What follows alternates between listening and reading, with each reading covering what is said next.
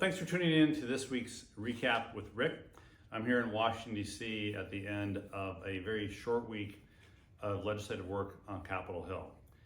The reason that we've cut the week short is so that members who can make the trip can go to New Jersey for a memorial service for former member Don Payne Jr. of New Jersey. Don died last week of some health complications, and there's a service for him on Thursday, and so a lot of members will be going to that memorial service for Don.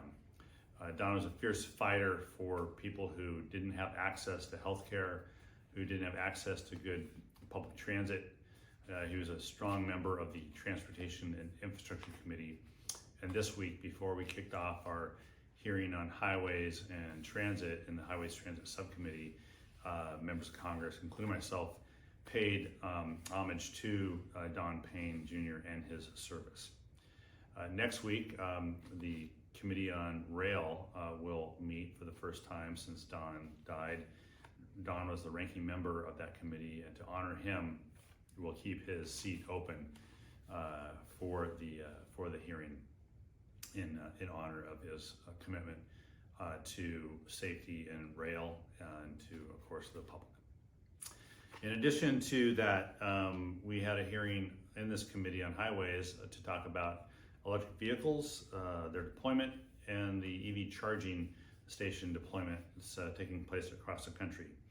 Now, electric and plug-in hybrid vehicle sales across the country have reached record levels throughout the country, but especially in our own state of Washington State, with Washington State seeing the biggest increase in EV market share than any other state. So that's good news, but there's still a long way to go. The bipartisan infrastructure law makes a bold long-term investment in electric vehicle charging infrastructure, because one of the main issues that is blocking people from purchasing EVs has to do with something called range anxiety. So this investment in EV charging infrastructure will be one answer to ensuring that this clean, emission-free way of travel becomes more prevalent throughout the country. And we're doing our own part in Washington State, in Mount Vernon, Washington, at the Library Commons Project.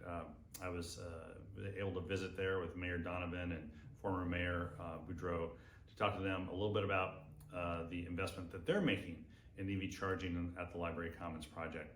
Very exciting, seeing the first 12 chargers installed, and there'll be a total of 78 chargers there at Library Commons on this major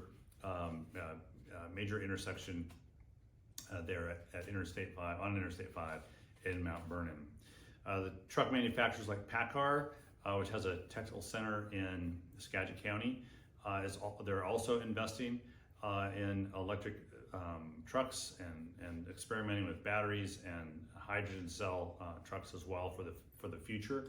I think it's fair to say that truck adoption is not as far as passenger vehicle adoption, but that said, there's a lot of great technological R&D work happening that is actually resulting in adoption of electric vehicles. The committee also held hearings on the Maritime Transportation Agency's budgets, including the maritime, MARAD, the Maritime Administration, as well as the Federal Maritime Commission, a commission that oversees shippers shipping things to and from the United States across the oceans. Other meetings this week included with meeting with the Seattle and Portland Metro Chambers of Commerce, being in town. I had a chance to talk about transportation and the bipartisan infrastructure law, its successes, and what we need to do in order to pass the next version of that in a couple of years. And I also had an opportunity to meet with Mayor Christine Frizzell of Linwood to talk about their funding priorities for that major city in my district. Finally, this week marks the beginning of Asian American, Native Hawaiian, and Pacific Islander Heritage Month. A great opportunity to honor the diverse populations that live in our state and around the country, and understand the experiences of the AA-NHPI community, and to celebrate the diversity within that community and to celebrate the contributions those communities make to all of us. So please remember that this week. That's this week's Recap with Rick, and we'll see you next time. Thanks.